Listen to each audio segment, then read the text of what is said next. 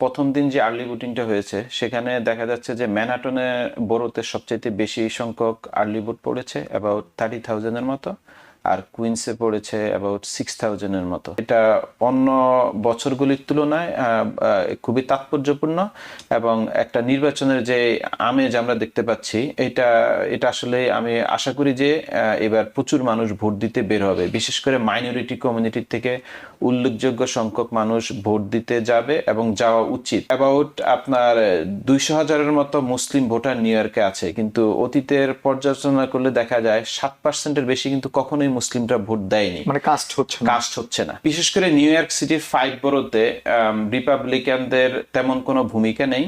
আপনার ডেমোক্রেট থেকে প্রতিদ্বন্দ্বী করে যেই আসে সেই মেয়র হবে, এটা মোটামুটি নিশ্চিত, এটা সবাই আমরা জানি। মানে ভাই আপনাকে যেহেতু পেলাম, আসলে আপনাকে পাওয়া মানে হচ্ছে ডেমোক্রেট ব্যাপারে অনেক কিছু আলোচনা, কিন্তু শুরুতেই আমি যেটা বলতে চাই যে নিউ ইয়র্ক সিটি মেয়র ইলেকশনে আগাম ভোট শুরু হয়ে গেল, অলমোস্ট 2-3 দিন, আজকের দিন সব চলে গেল।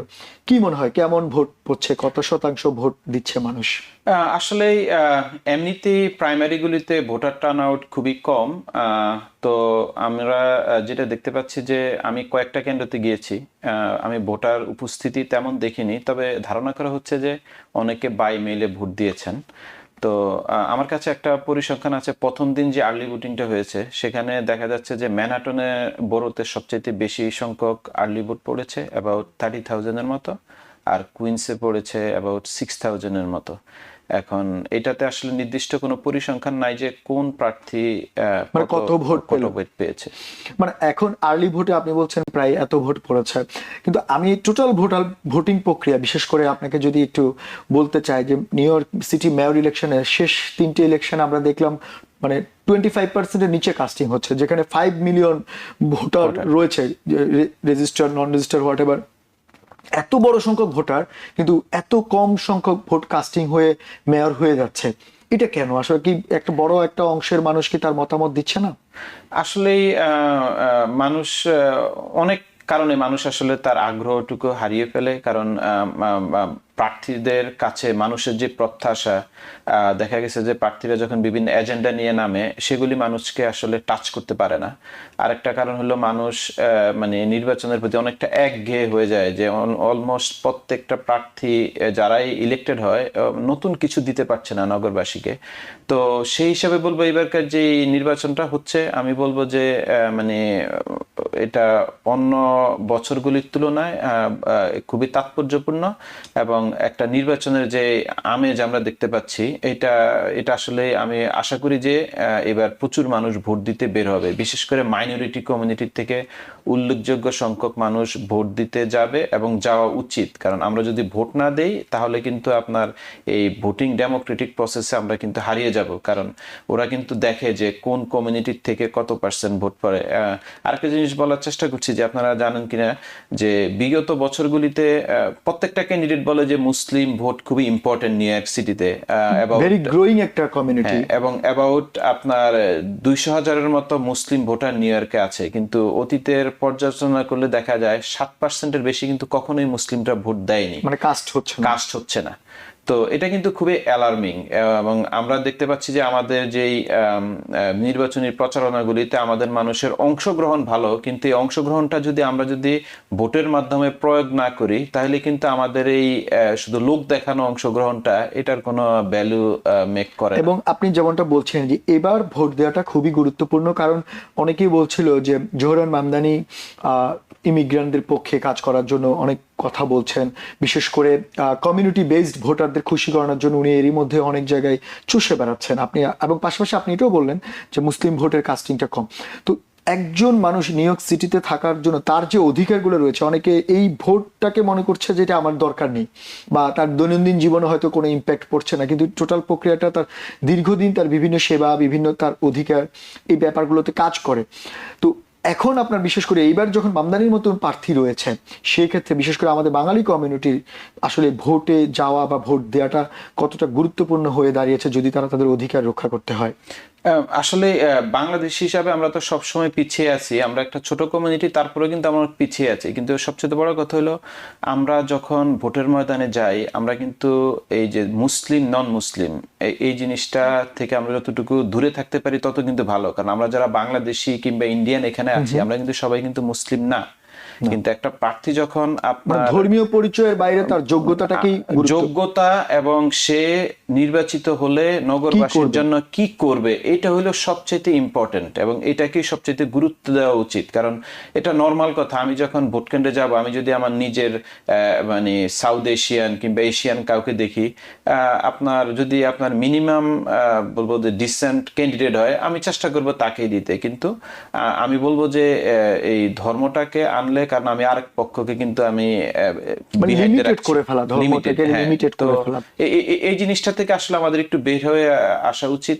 যারা আসলে আমাদের কমিউনিটি থেকে বিভিন্ন নির্বাচনে কাজ করছেন, এই জিনিসটা যদি প্রার্থীদের গোচরে আনেন, তাহলে আমার মনে হয় যে আমাদের মধ্যে যে ডিভিশনটা অনেক ছোট হয়ে আসবে।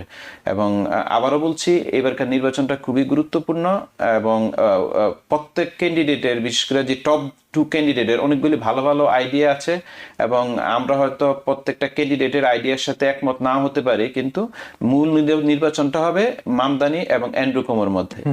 এবং অ্যান্ড্রু কুমোর আমরা সবাই জানি উনি গভর্নর ছিলেন, অ্যাটর্নি জেনারেল ছিলেন, উনি হাউজিং ক্লিন্টনের আমলে হাউজিং ডিপার্টমেন্টের উনি সেক্রেটারি ছিলেন, ওনার এক্সপিরিয়েন্সের কোনো মানে জুরি নেই। কিন্তু তারপরেও মানুষের অনেক প্রশ্ন, কারণ এটা স্বাভাবিক, আপনি যখন লং টার্ম থেকে আপনি আসলে কি দিয়েছেন এই সোসাইটিকে বা এই স্টেটকে, এটা মানুষের প্রশ্ন আসবে।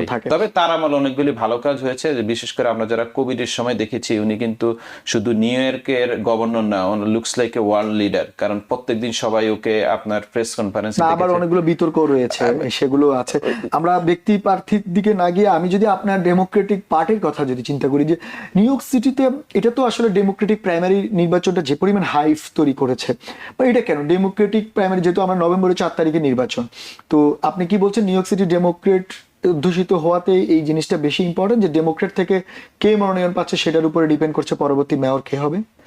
আসলে আপনারা জানেন যে আমেরিকাতে একটা ইমিগ্রেশন ক্রাইসিস চলছে, বলবো 2 দলের মধ্যে, প্রেসিডেন্টের সাথে কিভাবে ইমিগ্রেশন নীতিটা হবে, বিশেষ করে বৈধ অবৈধ, কারণ এটা কিন্তু কারণ ডোনাল্ড ট্রাম্প কিন্তু 6 মাসের মতো হচ্ছে যে উনি ক্ষমতায় এসেছেন, তো এর মধ্যে অনেক পরিবর্তন হয়েছে। বিশেষ করে আপনার মাইনরিটি কমিউনিটির বর্তমান মেয়রের প্রতি তেমন কোনো কনফিডেন্স নেই। সবাই ভাবছেন যে উনি আন্ডার দ্য টেবল প্রেসিডেন্টের সাথে একটা নেগোসিয়েশন করেছেন।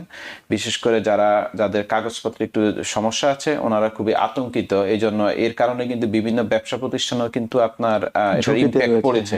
তো সবাই চাচ্ছে যে যদি কেউ একজন আসলে সে যদি আপনার মানে গভর্নর এবং সিটি মেয়র একসাথে কাজ করে প্রেসিডেন্টের এই সমস্ত নীতির বিরোধিতা করবে এবং নবগরবাসীকে সব ধরনের সুবিধা দিবে, এই জন্যই সবাই চাচ্ছে যে অন্য কেউ আসুক।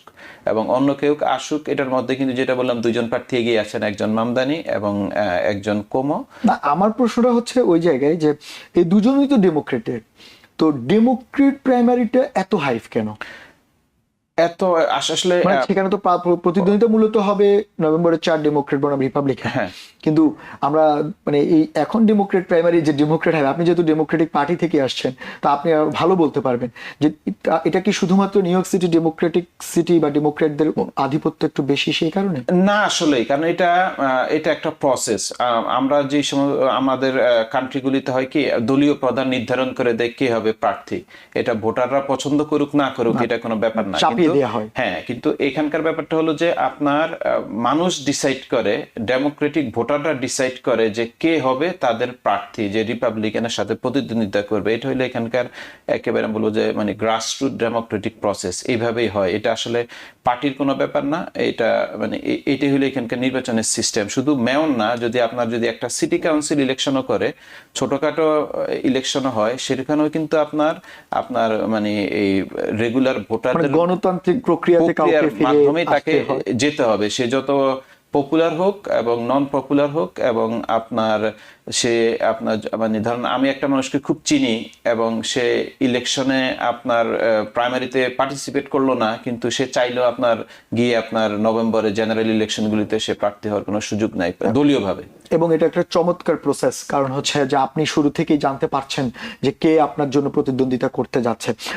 তো আপনার কি মনে হয় যে নভেম্বরে যে 4 তারিখে যে নির্বাচন হবে সেখানে ডেমোক্রেট এবং রিপাবলিকান, আমরা ডেমোক্রেট প্রাইমারি যেই আসুক মামদানি আর অ্যান্ড্রু কুমো এটা বিষয় না, আমরা বলছি ডেমোক্রেট এবং রিপাবলিকানের 4 তারিখে সেটাতে কেমন প্রতিদ্বন্দ্বিতা হতে পারে? রিপাবলিকানরা কি এইবার ডেমোক্রেট প্রার্থীদেরকে চ্যালেঞ্জ জানাতে পারে নিউ ইয়র্ক সিটিতে? আসলে বিশেষ করে নিউ ইয়র্ক সিটির 5 বরোতে রিপাবলিকানদের তেমন কোনো ভূমিকা নেই। আপনার ডেমোক্রেট থেকে প্রতিদ্বন্দ্বী করে যেই আসে সেই মেয়র হবে, এটা মোটামুটি নিশ্চিত, এটা সবাই আমরা জানি।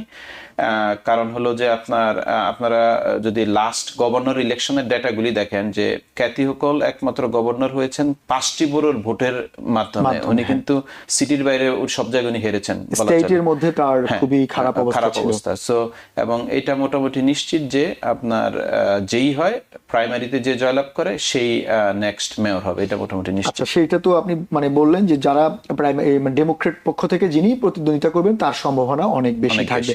আচ্ছা, কারণ আপনাকে যেটা এই নিউ ইয়র্ক সিটির যে প্রবলেমগুলো, যে প্রার্থীরা অনেকগুলা আপনার কথা বলছেন, অনেকগুলা প্রমিস করছেন এটা করবে সেটা করবে, আপনার কাছে কি মনে মোটা দাগে এই মুহূর্তে নিউ ইয়র্কের মূল সমস্যা যদি আপনাকে বলা হয় যে ক্যাটাগরি ওয়াইজ 3টা সমস্যা কোনটা খুব ইম্পর্টেন্ট হওয়া উচিত প্রার্থীদের, আপনি যেটা ধর্মীয় পরিচয়, কমিউনিটি পরিচয়, এগুলোর বাইরে?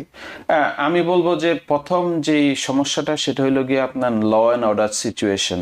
আপনি ট্রেনে চড়তে যান, আপনার রাস্তায় হাঁটতে যান, আপনার এই সিকিউরিটিগুলি যদি সিটি তার কি বলে পুলিশ প্রশাসনের মাধ্যমে যদি মানুষকে না দিতে পারে, এটা খুবই দুঃখজনক হবে। ল অ্যান্ড অর্ডারটা একটা বড় ব্যাপার। সেকেন্ড যেটা হলো আমার কাছে হাউজিং, কারণ আপনারা জানেন যে নিউ ইয়র্কে ভেরি এক্সপেন্সিভ এবং ডে বাই ডে কিন্তু এটা কিন্তু অনেক বাড়ছে। তো যারা নিম্ন আয় মধ্য আয় ওদের কিন্তু খুবই কষ্ট হচ্ছে। মানে অ্যাফোর্ডেবল হাউজিং এর একটা ব্যাপার থাকবে। আরেকটা হলো যে আপনার কর্মসংস্থান, কারণ আপনার যদি মানে সবকিছুর দাম যদি বাড়তে থাকে, আপনার যদি কর্মসংস্থান, আপনার যদি কাজ না থাকে এবং মিনিমাম ওয়েজ যেটা আপনার এক একজন প্রার্থী একইভাবে বলার চেষ্টা করছেন, তো কর্মসংস্থান, হাউজিং এবং হলো ল অ্যান্ড অর্ডার, এই 3টা খুবই গুরুত্বপূর্ণ। তো সেক্ষেত্রে অভিবাসনটা কি?